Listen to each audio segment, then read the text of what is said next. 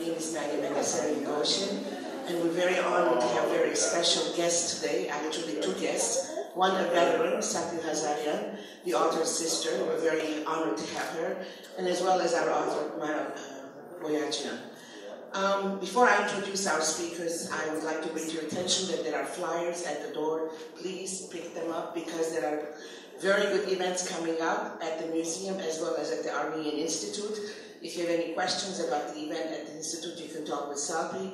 And once in a while, I'll be blasting those events to you in the community so that you'll be aware of what's happening around for the centennial events. When Maral approached me a couple of weeks ago, a couple of months ago about her book coming up, I kind of put it aside for a week. And then I was flying to Vegas for an important event. And I started reading in that 45 minutes. I couldn't stop reading it. And it reminded me, because when I grab a book, I don't read novels. Usually I read historical books, because that's what my forte is and that's what my area is. But Maral's book was very special to me, and because it reminded me of the Armenian highlands and some of the customs that we have not seen or heard or used for maybe a decade ago. I'm 60 years old, so I don't know most of the customs that there was in the highland areas. And I kept wondering what was so special about this book. And I realized that was the true Armenian traditions. She was able to captivate the traditions, all the taboos that we have forgotten. She put it all in the book. So there's about 100 people in here, and I'm sure that there are going to be 100 books going today. As you leave, someone is going to grab one book, one for yourself and one for your friend or a relative. I gave this copy of the book to my daughter's friend who writes for LA Magazine, because I want her to review it and put it in a book. Because now we have a new author in the block. It's not going to be Poppies, it's going to be Maral Boyadjian. Today's event is going to be a little bit different than what we normally do. It's not going to be a lecture style. It's going to be a conversation between the author and our guest, Salpi Ghazarian. And then there won't be any question and answer period afterwards, because it is up to you to get the book and read the book and write about it and see what you feel about it and recommend to your friends. Salpi is a very modest person. She didn't want to talk much about her. We know that she's the director of the Armenian Institute at USC. She's a stellar in her background. She's been an advocate for our Armenian community, both in diaspora and in Armenia. We're very grateful to have her. And Maral is a housewife and mother of 2 children. And she said, I live in Granada Hills. I don't want any other information about me. But her book is her true who she is and what she has done. So the floor is yours. Thank you.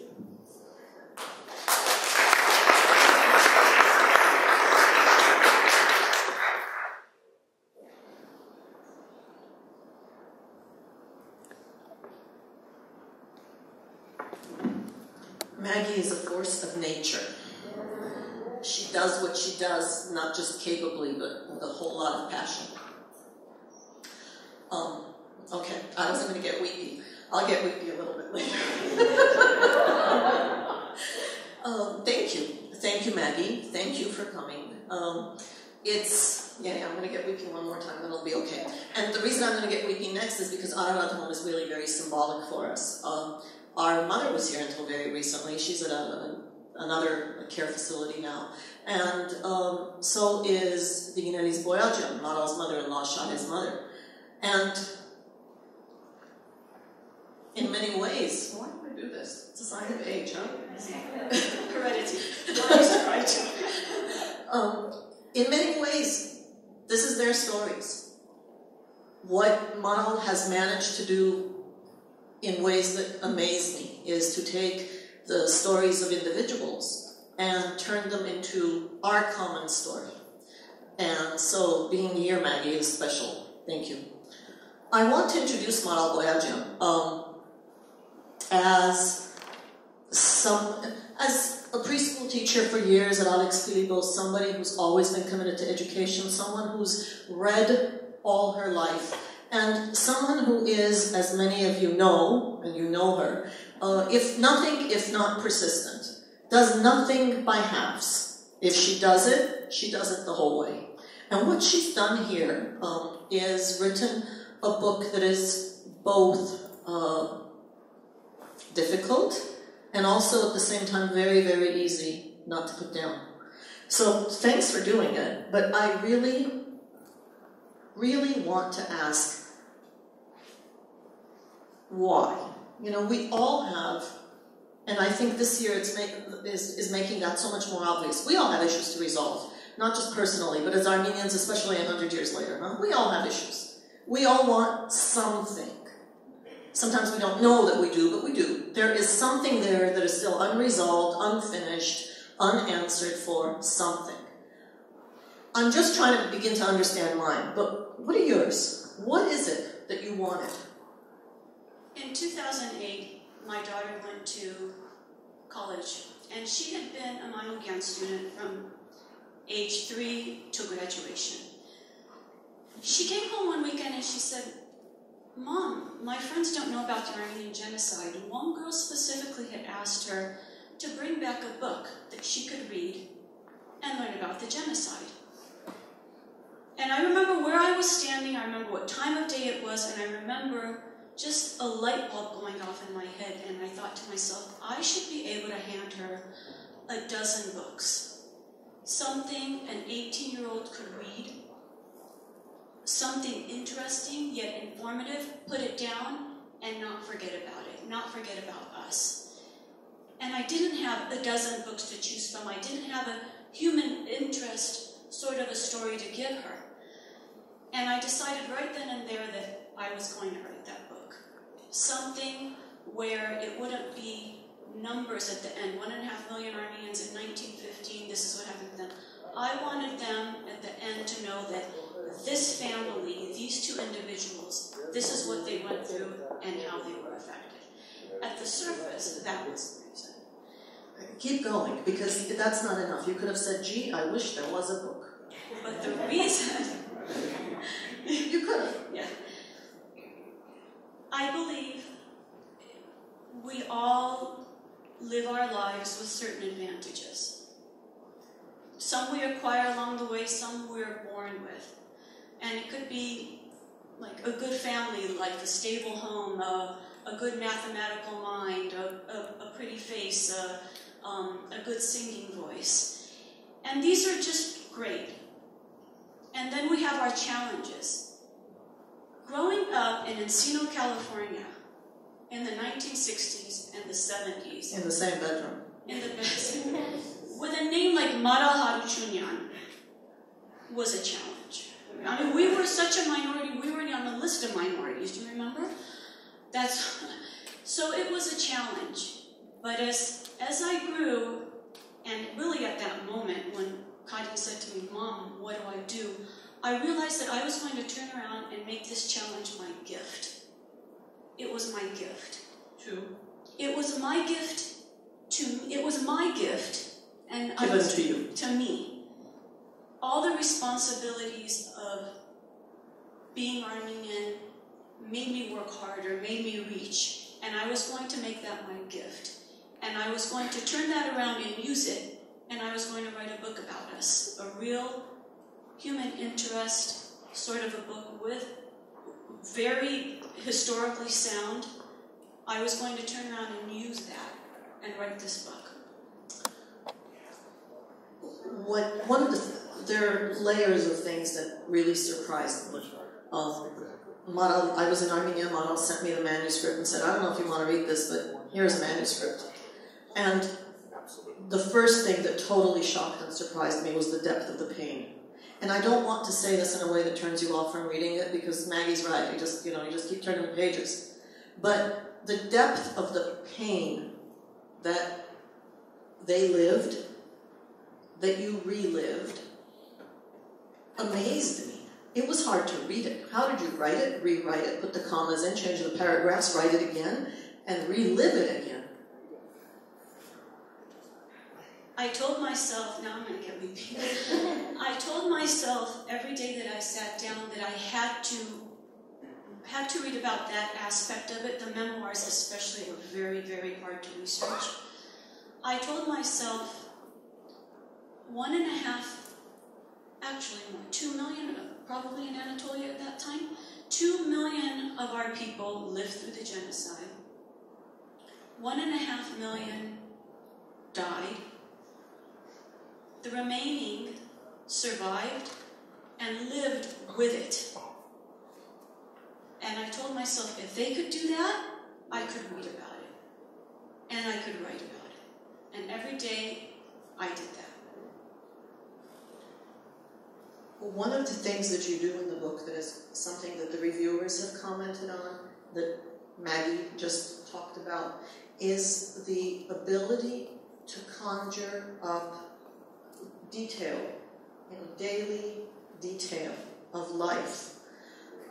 I remember a couple of years ago in Istanbul, there was a photo exhibition by Armen Marsoudian, whose grandfather was a photographer and therefore didn't get killed because all the officials wanted pictures. So they saved the guys. And it was this big, beautiful hall with photos after photos. And I said to him, Armen, we don't have one. We don't have one. The ability to conjure up the detail of life was both amazing and surprising. You could have skipped it. You could have gone on to... I never dreamed of skipping it. I needed to know those details because we don't even have a picture. I needed to recreate what was lost to me and what's lost to my children. I needed to recreate it. I needed to know those details. I would read an entire book to get one detail. What colors did they use in our rugs? I didn't want to know I didn't want to put in blue. Blue wasn't there. I needed to know those details. I did it for myself, and I did it for it to be historically sound. And I believe in details. I think it just adds to every aspect of the book. I needed to find those details. You mentioned both in the author's note of the book and elsewhere that some of the turns of stories, some of the characters are based on stories we heard growing up, stories Shahe heard growing up. Where did the one start and the other begin? Which caused which? I wasn't that organized, I'll be honest.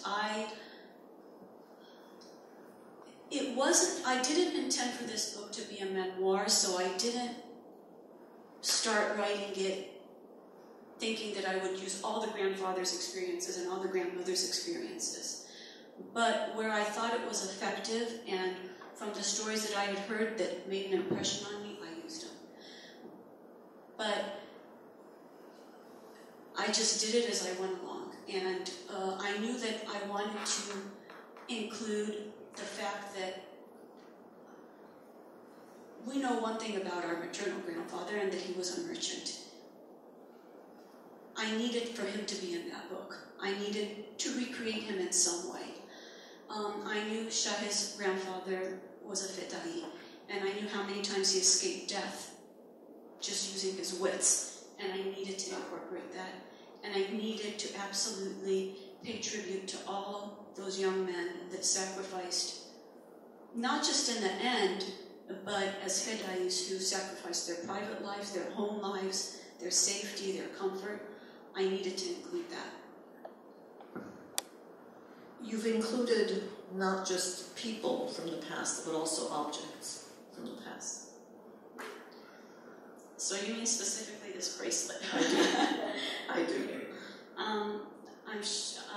I'm not going to give this away, but this bracelet plays a very symbolic role in the book. It is one of two things that I have from my grandparents. It is a bracelet my grandfather gave my grandmother. I cling to it because it represents to me a period of normalcy in her life. She was 3 during the genocide. She suffered incredibly.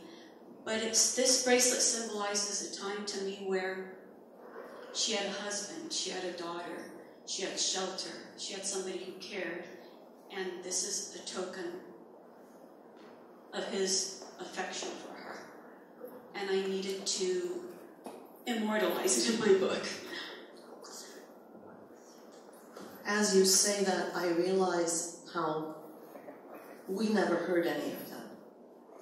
We're kind of projecting, we're kind of hoping, we're kind of assuming, but it's not as if they ever sat down and told us stories of normalcy, affection.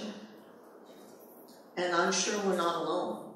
I think that generation spent absolutely no time talking about anything normal, to the extent that they talked at all.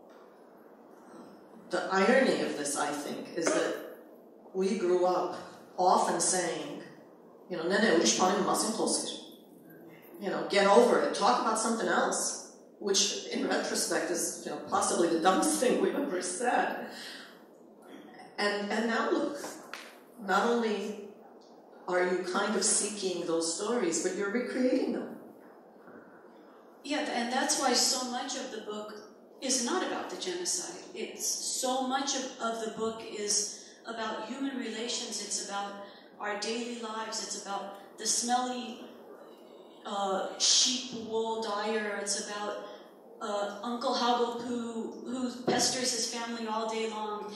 It's about Anu and Daron who, at such a young age, love each other with the type of love that sustains marriages for 50, 60 years. I needed to portray in a book that we were not just victims of genocide. We were people.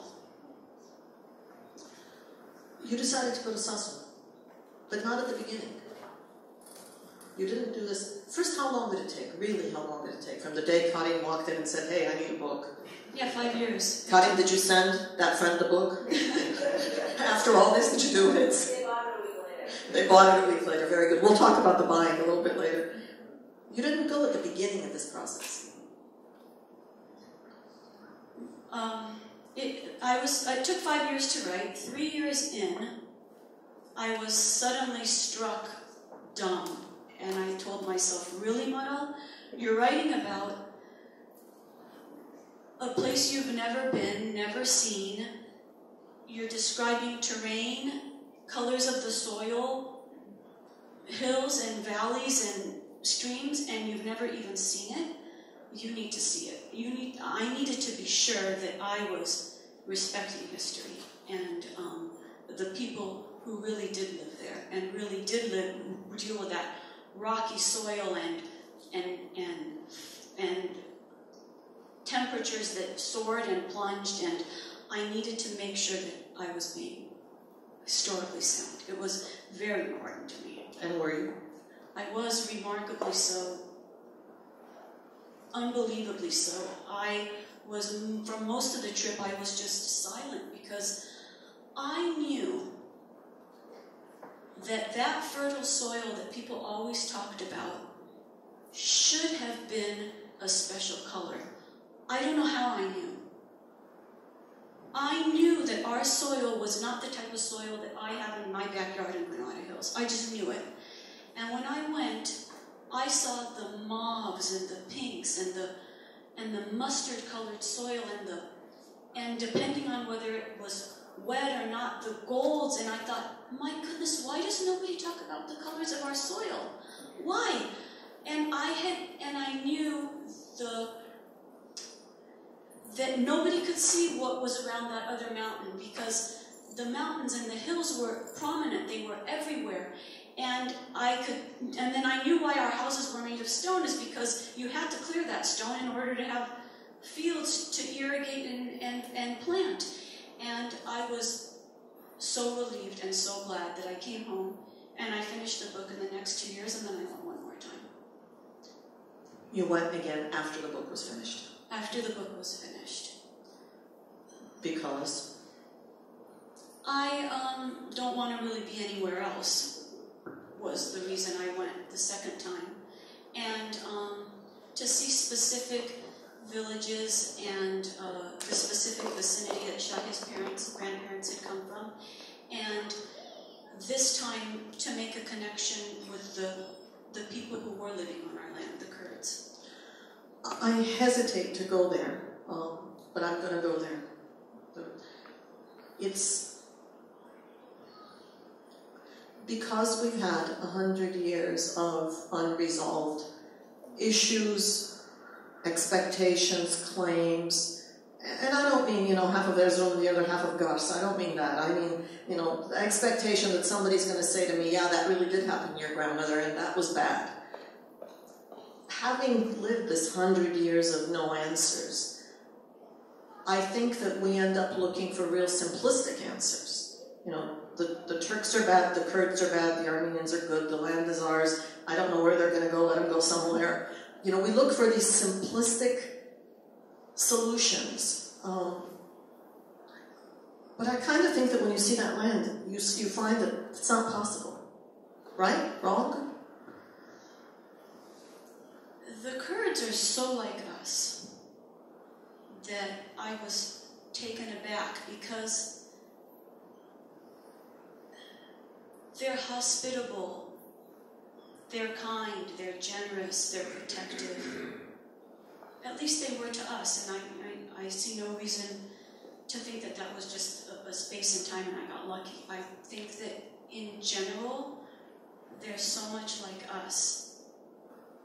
And they love that land too. I went in with like this burning inside of me. But we left our driver who was with us for the duration with tears in our eyes and full intent to keep in touch with him. And it's a very, very difficult, puzzling situation. Talk a little bit about the days when you were there. Not that it has anything directly to do with the book, but it's a great story. We can't let you go without it. So you met this Kurd who speaks no language that you speak. And there the three of you are in a taxi from which airport? We started in Mush and left out of Urfa. Okay, this is the recent one. This is the most recent one. Okay. So you started in Mush, he's there, he picks you up, you're in the car, and off you go to? So the first place we went was the district of Sassoon, but we stopped in a village specifically called Shenik at first. Because that's where Shah's grandfather, the Fedai, is from. And then from there? Okay, I want the Diyarbakir story. Okay, all right. So that day we were in Shenik and we were in Sassoon, and we had a wonderfully emotional, beautiful day, and in the evening we were supposed to stay at the Hilton in Diyarbakir. So it's sundown, and we pull into Diyarbakir, and there's a black cloud over the city. And we point to it, and our driver, Isan, says, oh, it's nothing. We say, okay. And we round the hill, going into our hotel, and there are tires burning in the middle of the street. And our driver stops, and masked men jump out of the bushes and approach the car. And at first, this is like it's on TV. I mean, I couldn't take it in. I wasn't frightened. I was just open-mouthed, wondering what's going to happen.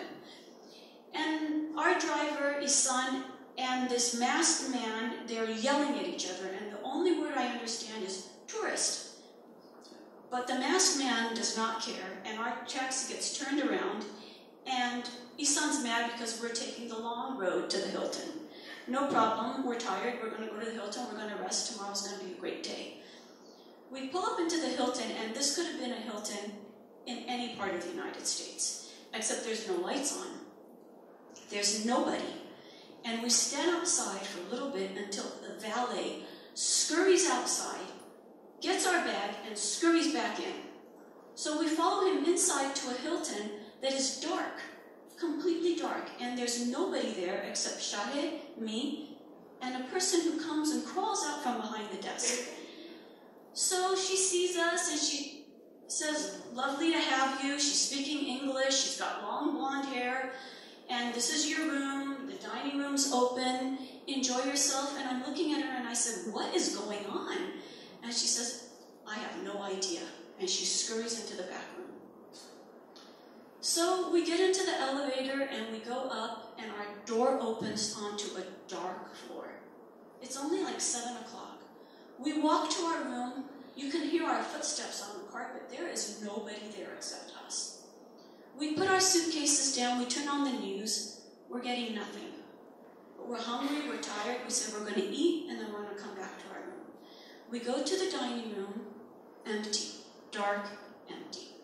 We eat a little bit of something, and two men go and they gaze out of the balcony, and they go back and they go up the elevator. And I look at Shahe, and he's looking at me, and a flare goes up past the window, and we're wondering, what are the flares for? We have no language skills. We have, the lady, the blonde, is gone. So we go back to our room, still no TV, we fall asleep, we wake up at 7 a.m., the phone is ringing. A really good friend from Istanbul says, "What are you doing? Get out of there." And Shahe says, "What? We're sleeping, we slept, we were well, we were tired. Get out of there now." Shahe says, yeah, we're going to. 9 o'clock, our taxi driver's coming. He goes, "No, get out now. I will call your taxi driver." We go downstairs, 10 minutes, we're ready. In the lobby, the front door, the windows, floor to ceiling are shattered. The front door is barricaded. The people behind the desk are gray-faced and they're shaking. We look at them and they're glad that we're leaving because that's just one less couple to worry about.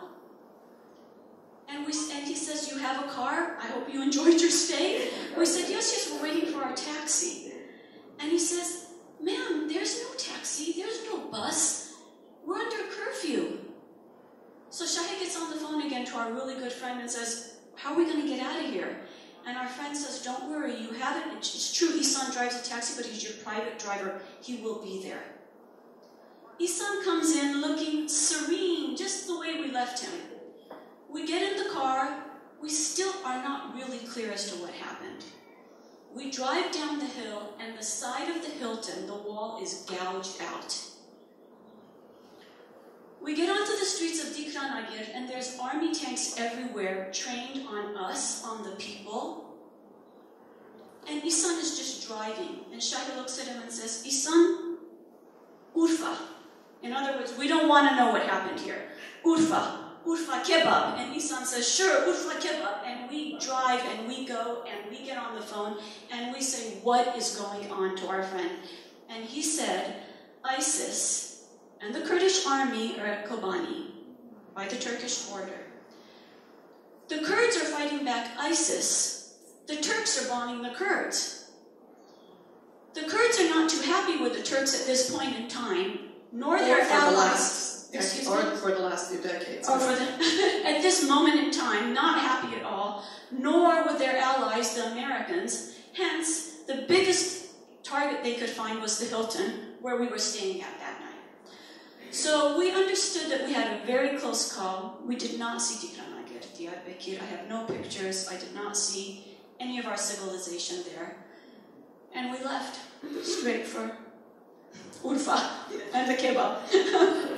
I wanted the story, not just because she's a great storyteller, but because I think we forget that those lands that are sometimes real, sometimes mythical for us, are very real for the Kurds that have been there as long, sometimes longer, sometimes less, sometimes brought in to replace us, sometimes, have been there along with us. And the story just reminds me of the first time we went to Beirut in 1980, December, and Sako's dad showed us around, and there was pot sounds there and pot over there, and everyone said, "It's normal, don't worry about it, we're just going to dinner." It's that sense of the unnormal becoming normal, because there's a political struggle that hasn't ended. Ours is now at a distance in some way, and we forget that there's a whole other act going on in that same theater that we consider ours, and when she first told the story, I thought, this is great.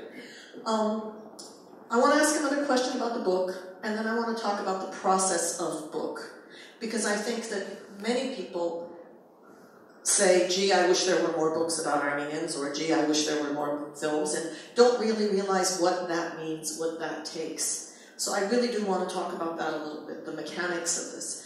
But first, another question about the book. Is it a love story, or is it a history book? I would never attempt to write a history book. It is a love story. It is a love story. When people have told me that they close the book and they're finished, their heart goes out to unwound love story. And Valentine's is coming. Just wanted to mention that. Okay, process of book. This is a self-published book. And that means that the onus is on you, the author, and the publisher. What's the name of the publisher? Salpi Press. Is Salpi Press going to publish other books? It will. Good, okay. The process of a self-published book getting out to the world, getting to libraries, to bookstores, to potential readers. If Maggie wasn't around, how does that happen? And what does it say about the world of publishing for Armenian content?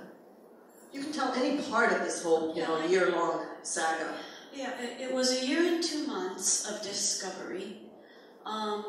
Publishing is obviously very much a business. It doesn't mean that the best book is going to sell well. It just means whoever advertises, whoever has the most amount of clout, the best history in selling, are the ones who sell.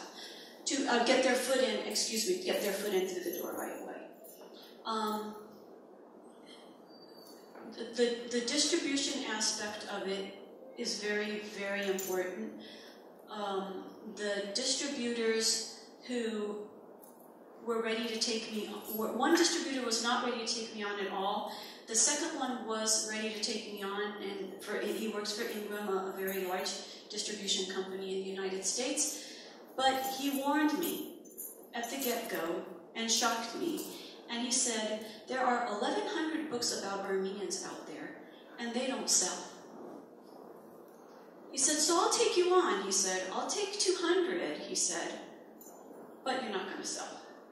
Just be prepared to pay for storage space. So I was angry and insulted, and I said, I will show you that a good book will sell. And I'll start with my own community, because I know my own community. And I don't need you. I started life out as a librarian. I think that response was so telling, and we take so much for granted, the sense of entitlement that, if we tell the story, of course everyone's going to line up and listen. If we want to go to court, of course they're going to, come out with a verdict on our side. If we go to the television stations and tell them my mother's awful story, of course they're going to give me 6 minutes of airtime.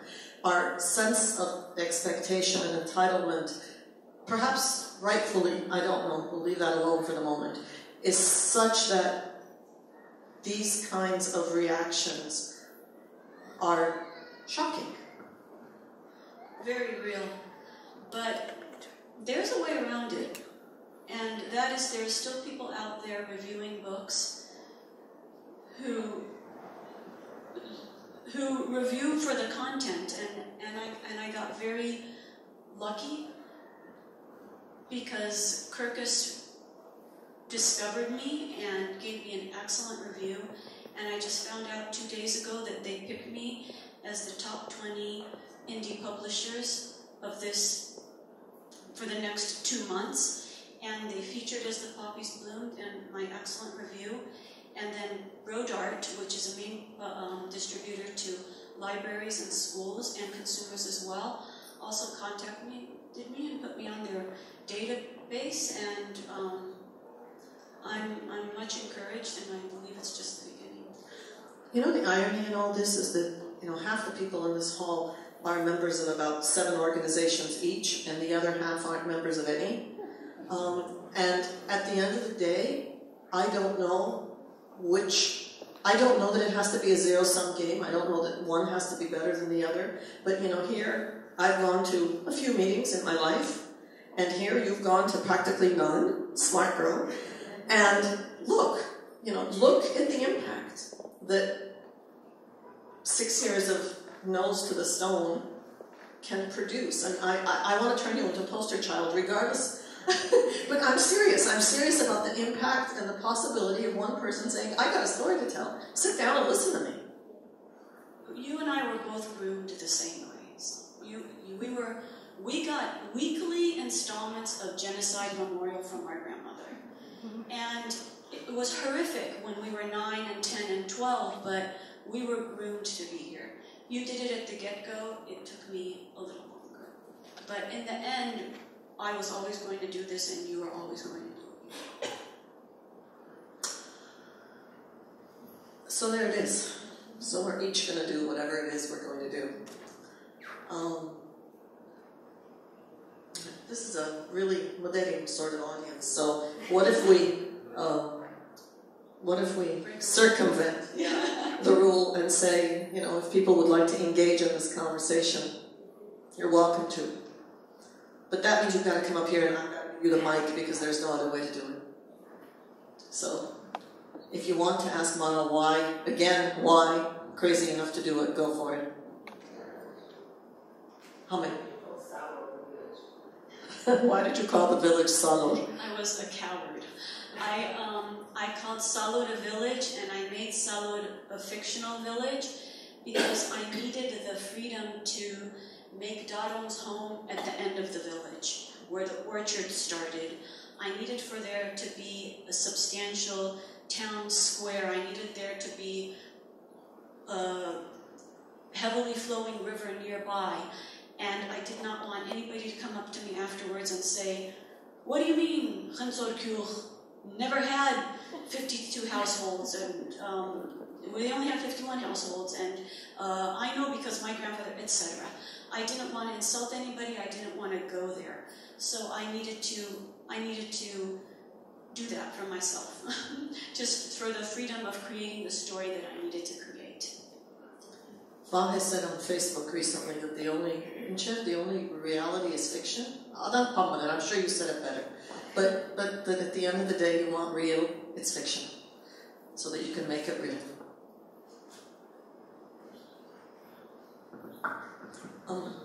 Make one again. Yes. I have a personal question. How do you feel that the process of doing this book has changed you, if it has? It's changed me. I want to know more and more and more. It's, I did what I set out to do. I discovered the people we were, aside from genocide victims. I mean, I scraped the surface. We are an incredible people, incredibly tenacious, incredibly inventive, incredibly intelligent. And I am so grateful to be who I am, and it just made me even prouder to be actually who I am. And I just want to keep learning. Thank you, Helen. I have a question.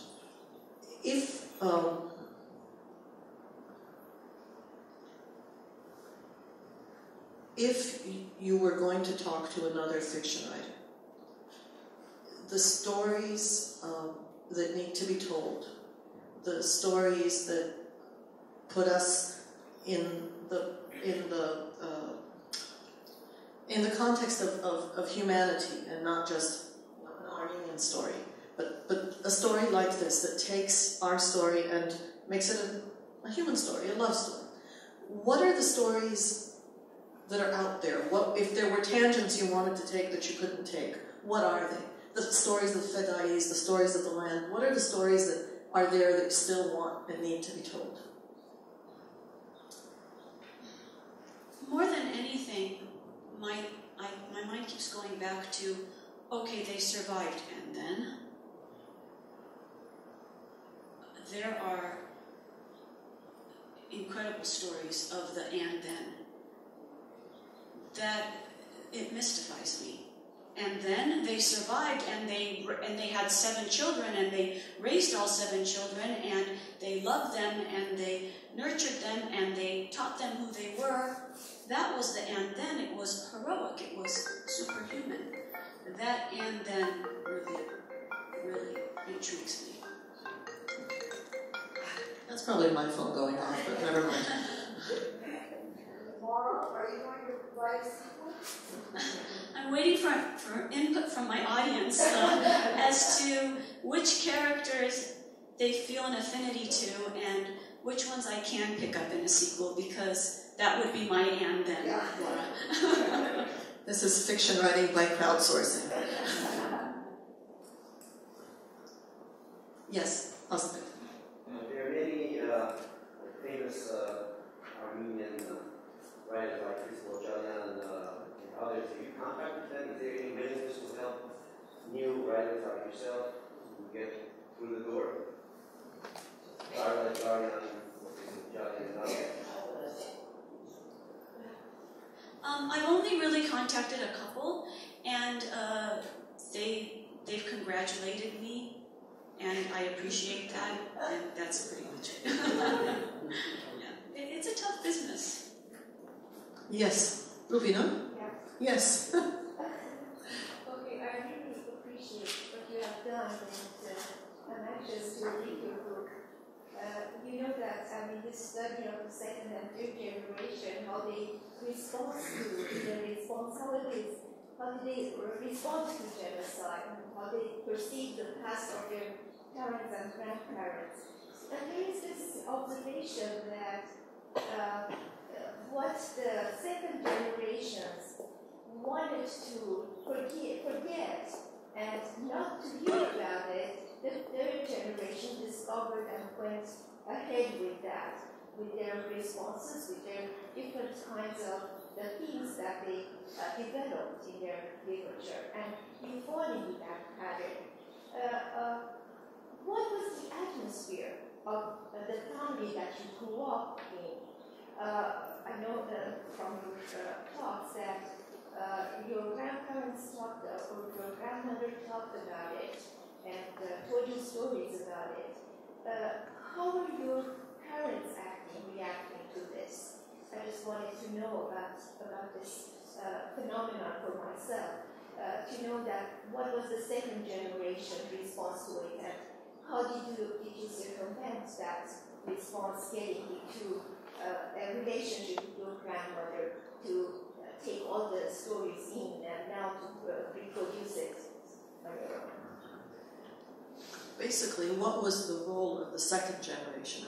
The stories came from the first generation, Grandma, and you're the third generation. Okay, so in the middle, was it circumventing them? Did they have a role in this story transmission? What was their role in the middle? Well, it's interesting you should ask that, because this book is dedicated to my father. And their role was never, well, our parents were so different. Let me tell you the role of my father was silent soldier. And he sacrificed everything, left his family in Syria, turned his back on all of that, and brought us to the United States without knowing the language, without having any skills that would transfer from Syria to Los Angeles, California. And he supported us in a way that he probably always wanted to be supported. But if we ever spoke English to him, he never answered us. And this was later on, when he knew English just fine. At night, I would write him notes, because he worked night shift, so I didn't always see him. And I would write him notes, and I knew not to write those notes in English. And I would write them in Armenian. And in the morning, if I'd asked him for like $5 or permission to go anywhere, etc., the answer was always yes. I always had my $5, but that note, the spelling was corrected with a big red pencil. So that was the role of my dad. Silent, but very, very clear. And I knew that I had a responsibility. To continue with Rubina's question, it's interesting that as active as Mom was, there was no overt discussion about those years. Yes, there was about a lost childhood. I remember, Onyxie would say, I never had hot soup. Everybody should eat hot soup because she didn't have hot soup. Okay, there was the reaction to the consequences, but her own memories of what she had inherited, there was never any discussion. There was never any discussion, you're right, and I think a lot was just understood. Understood. I would have said swept aside. For me, it was understood. Yeah. For me, it was, we didn't have this, you have it, you are not looking for your daily bread the way we did, now make something of yourself. That was my impression. Agreed. But I still think, and I say it now because I realize how little we know, and part of how little we know is because of how little they talked about specifics, and how little, therefore, and we asked.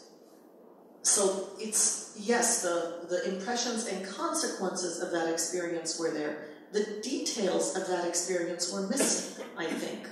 True, I agree. Jen? I agree, yeah. I agree. It's just interesting. I mean, that was a, thank you, Rubina. It's like the missing pictures. So many of those pieces are missing. I agree. That's where my quest started from, was to try at least to, if we couldn't piece together our lives, I would piece together somebody's life.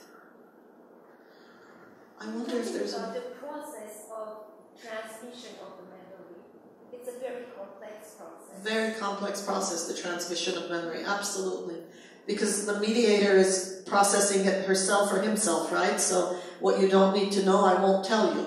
It may hurt you, it may whatever stunt you, so I won't tell you. Yeah, exactly. And now when we're in a position to be able to deal with it, we're not looking for our daily bread. We're not worried about whether my name is complicated or not. Now we don't have the khamor, the details to work with in many ways, which is why the existence of As the Poppies Bloomed and its successors are important. We have the most privileged generation of Armenians that our nation has seen for sure a century. And it's our responsibility to make sure that they are equipped with any piece of knowledge that they seek, because our plight has not even been addressed yet. It goes on and it's in their hands. And whether they can access it through movies or documentaries or weekend seminars or historical fiction books, we need to equip them. That's the best conclusion I can think of. Thank you. You could have spent your Sunday afternoon doing other things. Not a question, but I want to congratulate you. Thank you, Hudson. You had a great day. I haven't read the book. But you're going to. Definitely. And I hope you will have a chance to meet with the youth to explain all those things. It would be my pleasure. Thank you. Congratulations. I'll be also. Thank you. Thank you very much. Thank you.